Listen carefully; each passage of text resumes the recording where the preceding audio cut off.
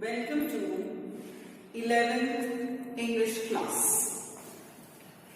Today, let's learn about the poem, The Laburnum Top, which is from class 11th. And this particular poem is written by Ted Hughes.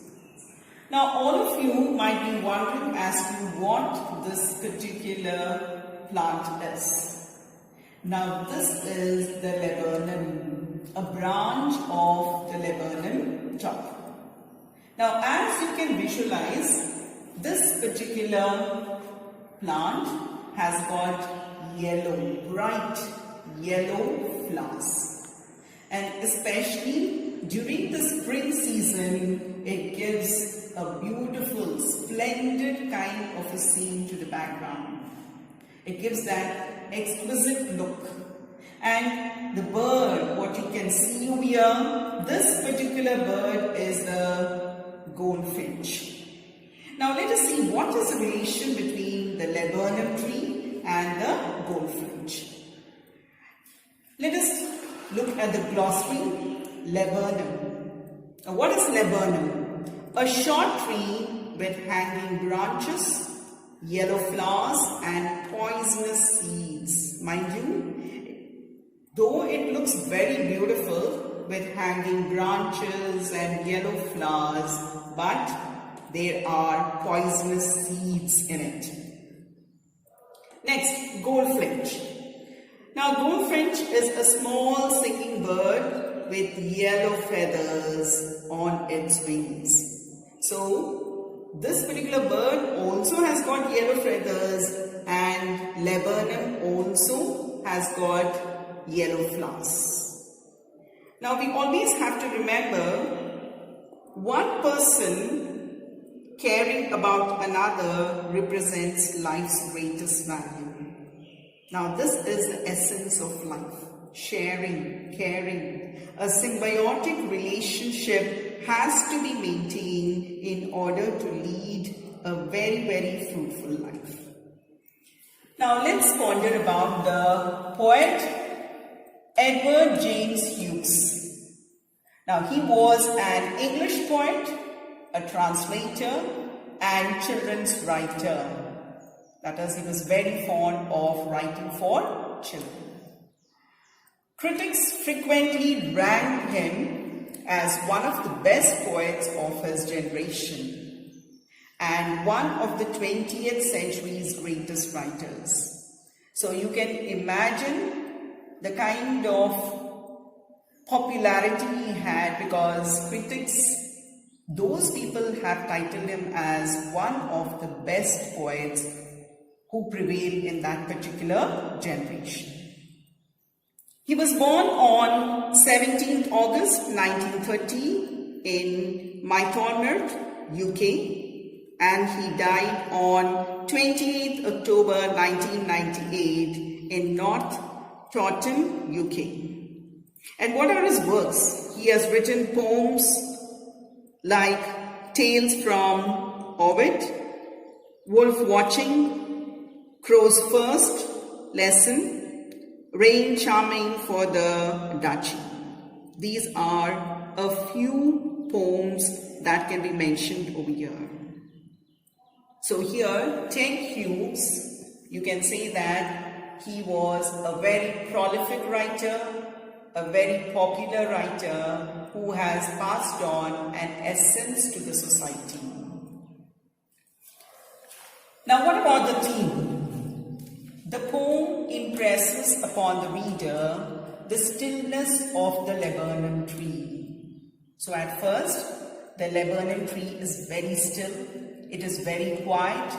There is no kind of movement.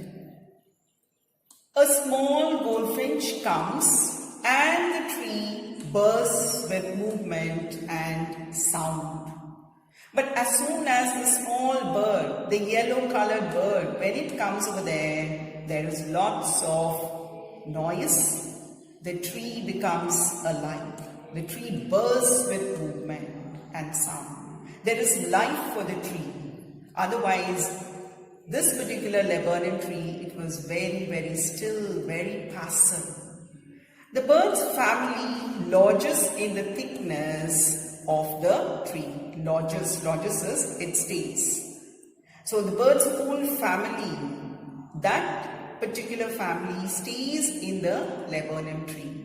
Now obviously when the family stays over there, there's lots of chitterings and then trillings, all those noises over there, and the tree becomes full of life. The goldfinch enters the tree's thickness to feed her young ones and flies away. Now this is what every bird does. That is what they do over there. The birds, they get, we can say, the food and feed the young ones. And after that, once their particular motto is achieved, they fly away. The tree becomes silent once again when the bird flies away. So here, back to pavilion, once this particular bird feeds the young ones and the young ones grow up, what will they do? They fly away. So the tree once again, it becomes very silent over there. The poet has used imagery of sound and movement to show that the tree is coming alive. So the poet relates to life, saying that when somebody visits our house, there is life. When somebody invites us, there is sharing and caring. Now how well he blended laburnum tree as well as the goldfinch. See how laburnum tree is so very quiet, as if there is no life over there, but as soon as the goldfinch enters, you can find that there is lots of energy, bubbling nature. That kind of proactiveness comes to the tree. Same manner, we have to have a very cordial relationship with the others. It could be our neighbors, it could be our relatives, our friends, our kith and kin, etc. Now, what are the literary devices used in the poem? One is the alliteration. Now, what are the examples of alliteration? You know the definition of alliteration. That is, when the consonant sound is being repeated consequently in a particular line. Like here we have got September sunlight, tree trembles.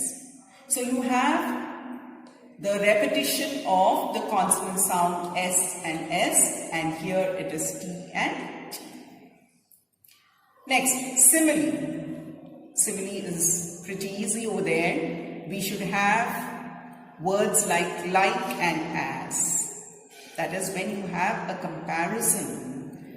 Like in this case, we have sleek as a lizard. Now, sleekness is thin. Often you say that a sleek phone I bought. So sleek is referred to the goldfinch. It is quite delicate, quite thin. This is being compared to a lizard.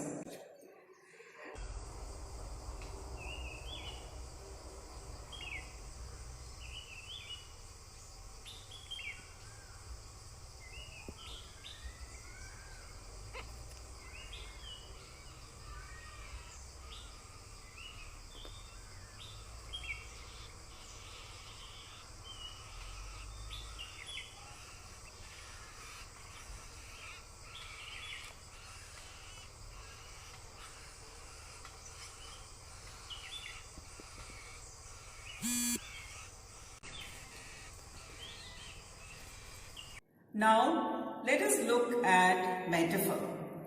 The example of metaphor is when there is a comparison without using the word like or as. Now, in this, it is the engine of her family.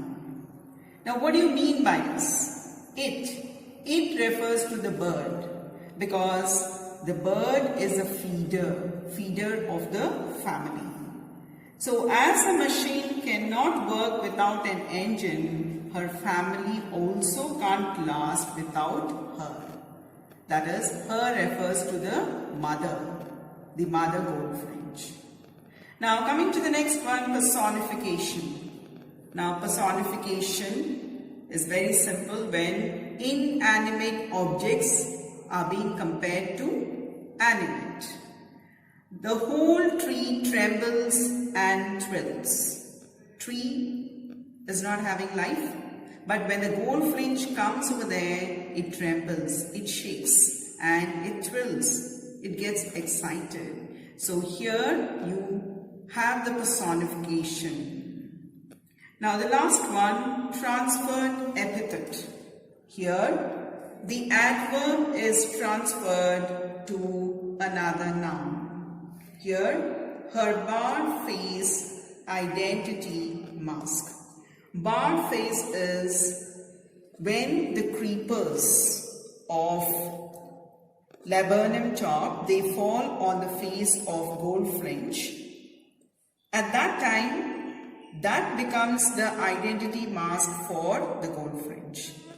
So rather it means to say that the goldfinch is being identified by all the creepers that fall on her face. So with that we end today's poem. Thank you so much.